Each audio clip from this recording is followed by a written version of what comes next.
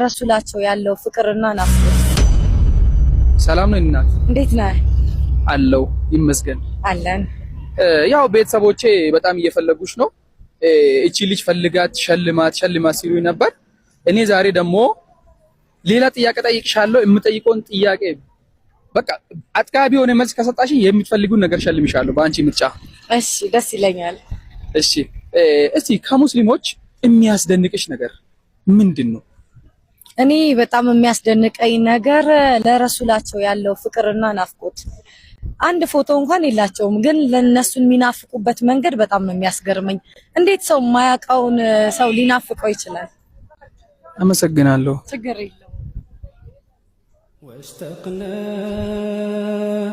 يا رسول الله اشتقناك يا حبيب الله إن شاء الله إن شاء الله